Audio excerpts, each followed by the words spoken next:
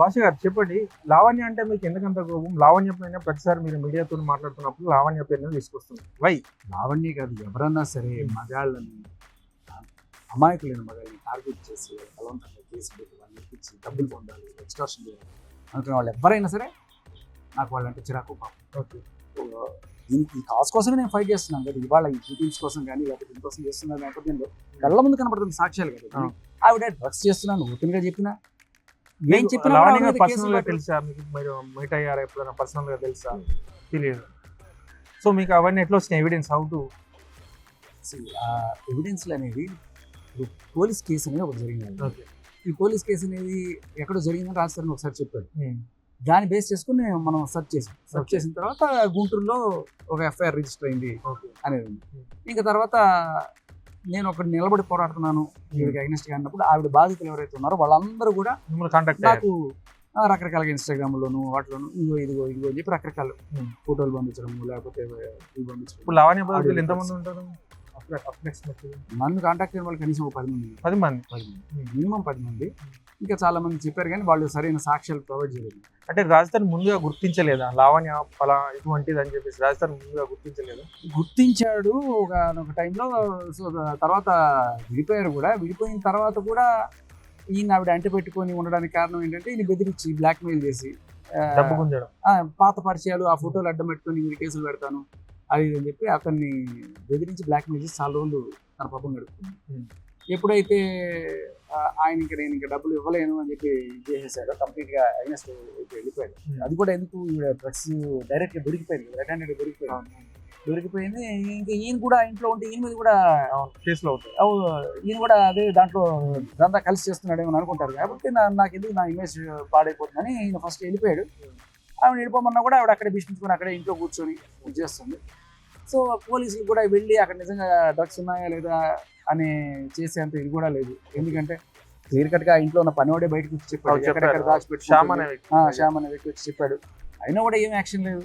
ఒక అమ్మాయి వచ్చి చెప్పింది నాకు ఇట్లా బలవంతంగా డ్రగ్స్ అలవాటు చేసింది, ఇంకో అమ్మాయి చెప్పింది. ఇట్లా ఎంతమంది చెప్పినా కూడా ఆవిడ మీద ఏ రకమైన చర్యలు ఉండవు. ఎందుకు చాలా రోజులు అర్థం కాదు. తర్వాత చూస్తే ఇగో ఈ ఎఫ్ఐఆర్లు పోలీసులతోటి ఇవన్నీ కూడా బయటపడతాయి. ఇప్పటికీ కూడా నాకు అర్థం కాదు. అంటే కొంతమందిని ట్రాన్స్ఫర్ చేసేసారు కూడా ఈ పోలీసు వ్యవహారంలో. అయినా కూడా ఇప్పటికీ కూడా ఆవిడ మీద ఆ డ్రగ్స్ కేసులో రెడ్ హ్యాండెడ్ గా పట్టుబడిన కేసు సంవత్సరం అవుతుంది. ఎందుకు కనీసం ఛార్జ్ షీట్ కూడా కాదు. దీని మీద ఏమైనా అడిగారు పోలీసులకు సంబంధించి ప్రయత్నం? నాటి కాదు కదా కేసు. అంటే మీడియా పరంగా అడుగుతున్నాము. ఓకే. సో విన్నా కూడా వాళ్ళు ఏముంది అడిగితే ఏముంది అని చెప్పండి. ఇప్పుడు లావణ్య డ్రగ్స్ కొనుగోలు చేస్తుంది, ఆమెకు డబ్బులు ఎక్కడే? అసలు లావణ్య డబ్బులు ఎట్లా? అంటే బ్లాక్ మెయిల్ చేసిన డబ్బులు ఏమని? అంతే కదా. ఇంకా ఆవిడ ఏమైనా ఉద్యోగం చేస్తుందా? ఆవిడ ఏమైనా ఉద్యోగం చేస్తుందా? బిజినెస్ చేస్తుందా? ఏం చేయట్లేదు కదా. మరి ఇట్లా ఎక్కడి నుంచి వస్తాయి డబ్బులు?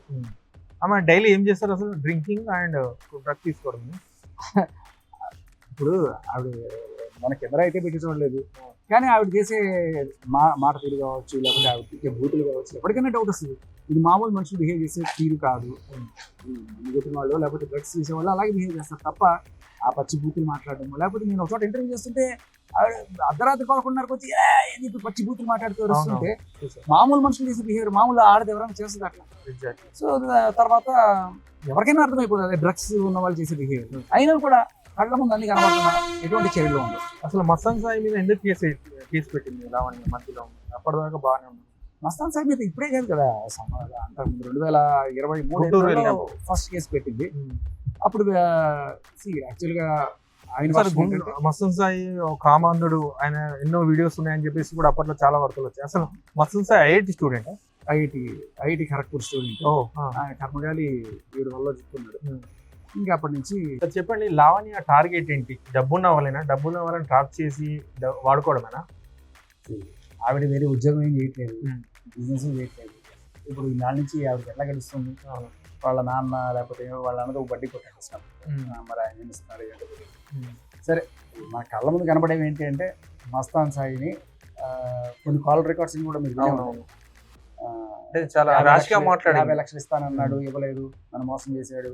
కొంచెం వల్గర్ లాంగ్వేజ్ మాట్లాడు, చాలా వల్గర్ లాంగ్వేజ్. అదొకటే కాకుండా తర్వాత 100 కోట్లు ఆస్తుంది అతను, అందుకనే ట్రాప్ చేశాను అని ఆవిడ మాట్లాడిన రికార్డే ఉంది చాలా క్లియర్ కట్గా. ఎవరినో అడుగుతుంది 50 లక్షలు ఇస్తాను నాకు విడిచి పెళ్లి అని చెప్పండి.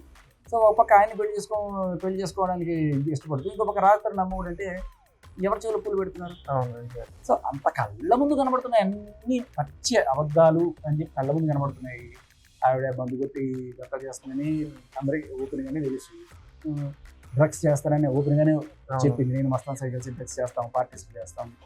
సో ఎవరికి కనీసం టెస్ట్ చేసేది ఇది కూడా ఉండదు.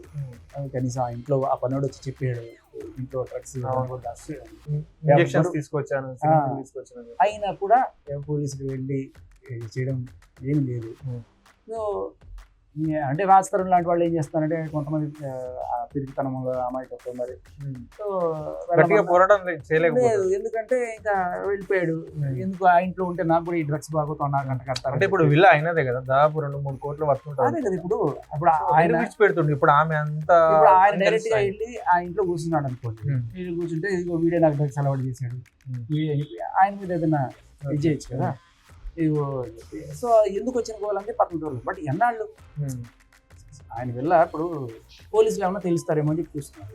కనీసం ఆ కేసుకి సంబంధించి ఛార్జ్ షీట్ కూడా లేదు, ఎందుకంటే అక్కడ ఏమి సాక్ష్యాలు లేవు, అన్ని అబద్ధాలని. ఆవిడే మళ్ళీ క్షమాపణ చెప్తున్నాను, రాజు నన్ను క్షమించు, ఇష్టం ఆవిడే కేసు పడుతుంది, ఆవిడ క్షమాపణ అడుగుతుంది, ఆవిడే పరువు తెస్తుంది. ఇంత జరిగాక రాజతరుణ్ క్షమిస్తాడా? ఎవరైనా ఏ మగాడైనా క్షమిస్తాడండి. ఇప్పుడు పోలీస్ కేసు పెట్టి తనకి ఇంత అన్యాయం జరిగిన తర్వాత ఏ మగాడైనా ప్రపంచానికి తెలిసింది ఆమె అంటే. ఇప్పుడు నేను వింటున్నది ఏంటంటే ఇప్పుడు మస్తాన్ సాయి జైల్లో ఉన్నారు కదా, సో తనకు తెలిసిన వాళ్ళు ఎవరినో తనకి ఏదో చెప్తున్నారు అనమాట, ఆ 3 కోట్లు ఇస్తే కేసు తీసేస్తానని చెప్పి రాయబారాలు చెప్తున్నారు. సో బేసికల్లీ బయట మాత్రం నేను డబ్బుల కోసం చేయట్లేదు, ఇదేమి మాటలు, బట్ లోపల జరిగేది ఇది.